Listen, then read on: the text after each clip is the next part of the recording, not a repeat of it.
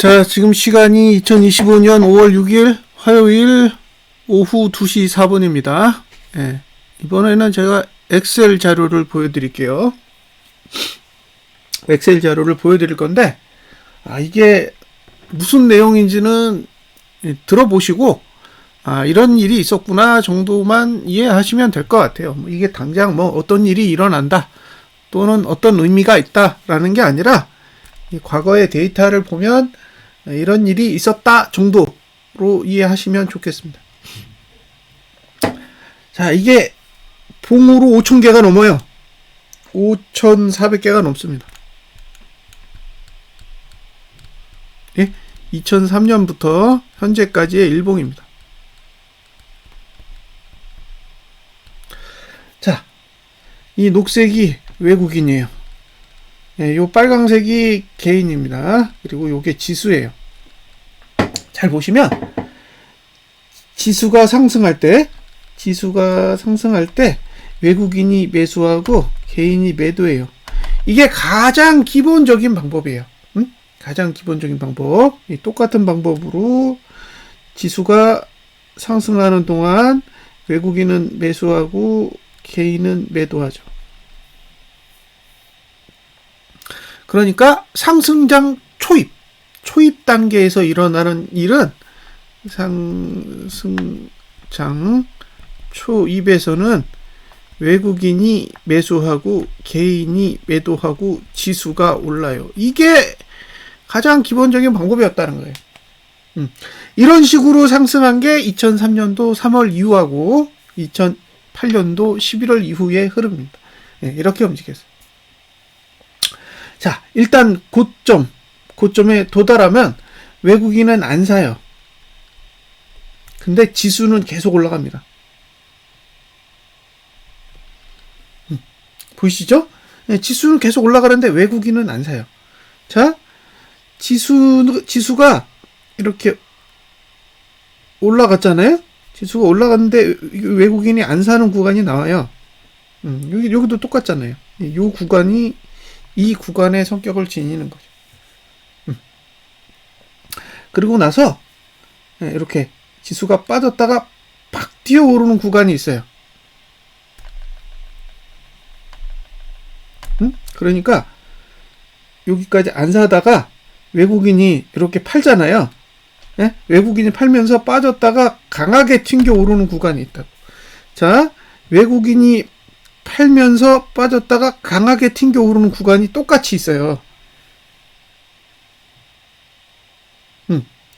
그 이후로 외국인이 팔죠. 예, 다시 내려가면서 외국인이 쭉 팔아요. 여기도 지금 외국인이 쭉 팝니다. 지수가 같이 내려가요. 그러니까 지금의 흐름은 비슷하게 왔어요. 언제까지? 2022년도 9월까지는 비슷하게 왔습니다. 그 이후가 조금 달라요. 달라서 설명을 드리려고 하는 거예요. 자, 이게 지수가 이렇게 오르는 동안에 외국인의 자금도 이렇게 올라갔어요. 그러니까 지수와 외국인의 자금은 동기화되어 있죠. 예? 지수와 외국인의 자금은 동기화되어 있다고요. 예. 자세히 보시면 고점에 도달할 때까지 외국인이 매수를 하면 지수도 올라간다는 거죠. 자, 여기까지 보면 이렇게 올라가면 이렇게 올라갔다는 거죠. 그래서 동기화가 됐다는 거예요. 근데 매도하면서 올라가는 구간이 있는 거예요. 매도하면서 올라가는 구간이 생기는 거죠. 여기가 비동기화잖아요. 그러니까 동기화 구간이 있고 비동기화 구간이 있는 거예요. 근데 비동기화 구간이 끝이라고. 여기가 끝이라는 거예요. 시세의 끝은 외국인이 올려서 팔았다라는 거예요. 올려서. 지수를 계속 끌어올리면서 팔았다는 거예요. 빠져나가기 위해서. 우리가 봤을 땐 상승인데 외국인은 높은 값에 계속 팔아치운 거죠. 그리고 자기네들이 다 팔아치우고 나면 그 뒤에는 더 이상 할 게 없으니까 그냥 내리는 거죠. 자, 이제 외국인의 자금을 보여드릴게요. 외국인의 자금을 잘 보시고 외국인의 자금이 뭘 의미하는지 한번 보세요. 그러니까 이걸 보여드리고 싶은 거예요. 실제로는. 이 구조를 보시고 한번 생각을 해보세요.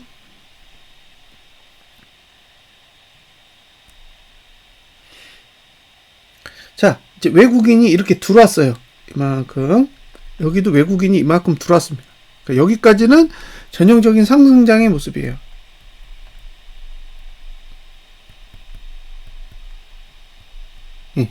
이 구조랑 똑같단 말이에요. 그러니까 이게 1번이고 이게 2번이고 3번이면 이게 똑같은 거예요.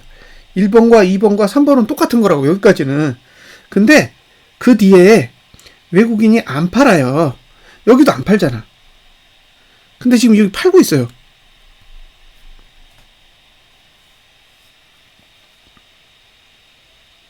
네. 지금 매도하고 있단 말이에요. 이 구조가 과거에 없어요. 네? 이 구조가 과거에 없다는 거예요. 이게 과거의 상승장과 지금이 다른 점입니다. 그러니까 외국인이 팔아. 없다고요. 안 팔았다고. 예? 굉장히 오랜 시간 동안 안 팔았다고요. 이게 1년이 넘는 시간이에요.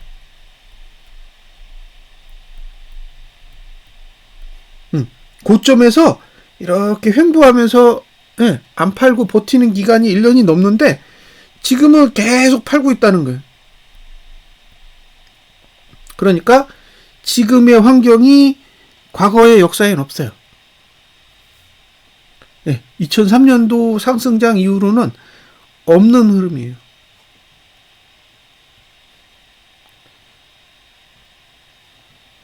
자, 요거 이해되셨죠? 지금 자금의 흐름으로 보면 여기잖아요. 이게 들어온 지점이고 들어온 지점의 저점을 깬 시점이에요. 그러고 나서 리먼이 터졌죠. 그러니까 들어온 돈이 다 나가면 끝나는 거잖아요. 들어온 돈이 다 나가면 끝나는 거라고. 그러니까 들어온 돈이 다 나가면 끝나는 거죠. 상승장에 들어온 돈이 다 빠져나가면 아웃이라고요. 이게 여길 붕괴하면 다 빠져나가는 거잖아요. 그럼 여기도 아웃이지. 그게 6.3조 정도 남아있어요. 6.4조. 그러니까 앞으로 외국인이 6.4조를 더 팔면 들어온 돈이 전부 다 나가는 거예요. 그러면 상승장의 구조가 깨지는 거죠. 상승장의 구조가 깨지는 거라고요. 지금과 같은 흐름이 과거에 없어요. 2003년 이후로는 한 번도 없습니다. 그러니까 고점을 찍기 위해서 상승했다가 내려갔어요. 여기까지는 괜찮아. 근데 이거를 이렇게 찍고 이렇게 그린 케이스가 없다고. 없잖아요. 없다니까요. 여기는 이렇게 내렸어요. 이렇게 내렸어요. 여기까지는 똑같아. 근데 여기가 바닥이 아니라 여기가 바닥이잖아요. 근데 지금 이건 여기가 바닥이에요. 그래서 이렇게 쌍바닥 형태로 올랐는데 얘는 이렇게 됐기 때문에 또 달라요. 그러니까 2018년도 이후의 흐름과 2021년도 이후의 흐름이 또 다르고 여기 2011년도도 달라요. 그러니까 지금과 같은 봉이 없어요. 우리가 이 상황을 어딘가 과거에서 찾아서 비교를 해봐야 되는데 없어요. 비교할 만한 시간대가 없습니다. 더 과거는 제가 수급을 파악할 수가 없어요. 지금 돈에 관련된 자료가 남아있는 건 2003년도부터입니다. 근데 제가 보여드렸듯이 돈이 다 빠져나가면 무너지는 거예요. 네? 들어온 돈이 다 나가면 끝나는 거죠. 여기 들어온 돈이 다 나가면 끝나는 거라고. 6.4조 남았어요. 네. 6.4조 원이 남아 있습니다. 네. 그래서 그 부분을 잘 참고하셨으면 좋겠고요. 그 다음에 하나 더 힌트를 드리면, 여기 보이세요? 여기. 요게 힌트예요. 요게. 자, 위로 갈 거면 매수의 최고치를 넘어서야 돼요. 여기가 바닥이잖아요. 여기가 바닥이니까 올라가면서 팔았다가 여기를 넘어서면 더 갈 수 있는 거죠. 그러니까 매수의 최고치를 넘어서면 지수도 최고치로 갈 수 있는 거죠. 그러니까 여기도 이렇게 간 거잖아요. 그러면 기존의 최고치가 이제 여기가 되는 거잖아요. 얘도 위로 가려면 이렇게 최고치를 벗어나면 돼요. 여기가 얼마예요? 여기가 여기까지 40조죠? 40조 팔았으니까. 그러니까 앞으로 40조를 사면 되는 거예요. 그러면 400을 넘어갈 수 있어요. 40조를 사면 400을 넘어갈 수 있다고요. 그리고 6.4조를 팔면 상승장이 깨지죠. 수급상 다 빠져나간 거니까. 그러면 이 형태가 되는 거예요. 이 형태가 되는 거라고. 여기가 깨졌기 때문에 이제 위기가 오는 거죠. 자, 그러면 케이스 1 40조 산다. 지금 지수 얼마예요? 338. 400까지 얼마예요? 62. 40조. 생각해보세요. 이게 가능한 건지. 40조를 매수해야 돼요. 40조를 매수해야 되는데 올라갈 숫자는 62포인트입니다. 62포인트. 그러면 62를 40조로 나누면 4, 1은 4. 그죠? 22. 4, 5, 20. 뭐 설명이 안 돼요. 이렇게 하는 게 맞나? 제가 계산을 잘못한 것 같아요. 자, 62포인트를 40조. 그러면 6.2포인트 올리는데 4조. 그죠? 자, 이거 4로 나누면 1조당 4, 1은 4. 1.5포인트 올리는데 1조씩 들어가는 거예요. 1.5포인트 올리는데 1조씩 사야 돼요. 그러니까 갭상승이 나오면 더 힘들겠죠. 이게 지금 개파락이 나와서 매수해가지고 올리면은 가능한데, 갭상승이 나오면 이미 포인트로 1.5포인트가 넘어버릴 거 아니에요. 그러면 1조를 어떻게 사요? 근데 지금 포인트로 보면 1조씩 사야 돼요. 1.5포인트당. 1% 올리는데 대략 2조 정도 투자를 해야 40조를 살 수 있는 거죠. 그래서 쉽지 않아 보여요. 쉽지 않아 보인다고. 40조를 사는 게 외국인 입장에서는 쉽지 않다는 거예요. 반대로 6.4조 파는 거는 40조보단 싸잖아요. 그럼 만약에 6.4조를 매도한다 그러면 과거의 흐름에서 볼 수 없는 환경이 되는 거죠. 왜냐? 저점을 깼기 때문에. 매수의 저점을 깨는 거예요. 매수의 저점. 매수의 저점을 깬 경우는 2003년 이후는 리먼 때밖에 없어요. 리먼 때밖에 없습니다. 그 이후로 매수 저점이 안 깨졌어요. 리먼 때의 매수 저점은 아직도 붕괴되지 않았습니다. 우리가 착각하고 있는 것 중에 가장 큰 건 외국인이 지금까지 주식을 엄청나게 샀다라는 생각이에요. 주식 수로는 엄청나게 샀을 거예요. 주식 수. 그러니까 이게 한 주 한 주 주로 따지면 아직도 많은 주식을 가지고 있을 거예요. 저렴할 때 샀으니까. 근데 금액으로 따졌을 땐 들어온 돈이 얼마 안 돼요. 금액으로 따졌을 때 들어온 돈이 얼마 안 된다고. 오히려 마이너스예요, 마이너스. 그러니까 이게 주가가 올라서 지분 가치가 높아진 거지. 예? 원래 많은 돈이 들어온 게 아니라는 거예요. 예? 원래 많은 돈이 들어온 적이 한 번도 없었어. 누적으로 매수한 게 얼마예요? 40조입니다. 40조. 예. 누적으로 매수한 게 40조예요. 여기. 이게 최고예요.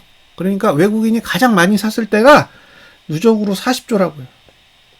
근데 매도까지 포함하면 한 100조 원 되는 거죠. 네?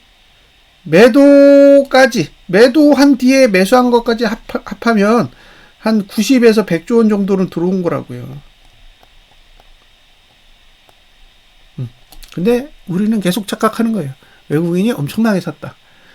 잘 보세요. 외국인의 유동현금이 얼마인지. 예? 외국인이 굴리는 유동자금을 보시면 100조라고요. 100조. 100조잖아요.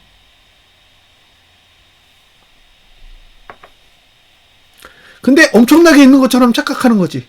예? 이게 뭐 600조니 뭐 500조니 뭐 이런 환상을 갖고 있는 거예요. 실제는 안 그렇다. 그거는 가치지. 지분 가치지. 예. 실제 돈이 아니잖아요. LG화학은 2조 팔았다고 40조가 사라졌어요. 예? 2조 팔았다고 시가총액이 40조가 사라졌습니다. 20배 사라지는 거예요. 20배. 그러니까 지분 가치와 유동자금은 다른 거죠. 예? 유동자금과 지분 가치를 혼동하시면 외국인이 엄청나게 돈을 많이 가지고 있다라는 착각을 하실 수 있어요. 아니라고. 예? 지금까지 외국인의 유동자금을 보면 100조 원 안팎이에요. 근데 지금 많이 팔았어요. 예? 지금 굉장히 많이 팔았다고. 60조 팔았단 말이에요. 60조. 그래서 이게 지금 남은 건 뭐냐? 외국인이 40조를 다시 담는다. 이게 하나의 시나리오고, 그게 아니라 외국인이 여기서 6.4조를 더 판다예요. 그럼 6.4조를 더 팔면 상승장이 깨지는 거예요. 예? 상승장이 깨지는 거라고. 왜냐면 매수의 최저점이 깨지는 거기 때문에 상승장이 깨진다고 봐야죠. 반대로 여기서 40조를 사면 상방으로 가겠죠. 한두 푼도 아니고 40조를 매수하면 볼 것도 없는 거죠. 그래서 앞으로 증시 흐름을 보시면서 외국인이 매수하는지 매도하는지 잘 보세요. 채권을 사는지 다른 나라 주식을 사는지 뭐 그런 건 제 판단 영역이 아닙니다. 왜냐하면 과거에 빠져나간 돈이 뭘 샀는지 저는 몰라요. 예? 리먼 브라더스 사태 때 빠져나간 돈이 뭘 샀는지 모르고요. 코로나 때 빠져나간 돈도 뭘 샀는지 저는 몰라요. 그러니까 제가 아는 건 자금이 빠져나가느냐 들어오냐만 파악하는 거니까 만약에 2022년도 7월 5일 7월 5일에 7월 4일이죠? 7월 4일에 매수 저점이 붕괴되면 상방도 끝난다라고 봅니다. 남은 돈은 6.4조예요. 남은 돈은 6.4조. 딱 이 돈이 어떤 느낌이냐면 삼성전자 자사주 남은 금액이랑 비슷할 것 같아요. 저 돈이 소진되는 시점이랑 삼성전자 자사주 매수 소진되는 시점이랑 별반 다르지 않지 않을까. 그러니까 지금 하락을 막고 있는 게 삼성전자의 자사주라고 생각하고 있기 때문에 저는 그런 판단을 하고 있습니다. 어쨌든 이걸 보여드리는 이유는 아시겠죠? 외국인이 매수하면 상방이다. 이걸 명확하게 보여주는 거예요. 외국인이 매수하면 상방이라고. 2003년도 바닥, 2009년, 2008년도 11월 바닥을 잘 보시면 그때 이후로 외국인의 매수가 강하게 들어왔고 강하게 들어온 이후로 거의 매도하지 않았다라는 거예요. 그리고 외국인이 매도를 하고 떠나가면 어쨌든 증시가 후행적으로 무너지는 상황이 발생했고 외국인이 상승할 때 매도하면 하락할 때도 매도한다라는 거. 그건 과거의 사례로 봤을 때도 어느 정도는 신빙성이 있는 논리라고 생각해요. 그러니까 지금 외국인이 매도를 하고 있다라는 건 증시에 우호적이라고 해석할 수는 없다는 거예요. 증시가 오를 수 있냐? 왜냐하면 과거에도 오른 적이 있으니까 저는 오를 수 있다고 봐요. 근데 외국인이 매도하는데 증시가 오르는 게 좋은 현상이냐? 굉장히 조심스럽게 바라보면 좋지 않을까. 저는 그렇게 생각해요. 외국인이 매도하면서 올리는 게 가장 위험한 거죠. 그건 지킬 생각이 없다라는 거기 때문에 그래요. 네? 외국인이 매도하면서 증시를 올리는 건 방어할 의지가 없다라고 판단한 거라서 매수자에게는 상당히 위험하다라는 거 감안하시기 바랍니다. 자, 분석 마치겠습니다.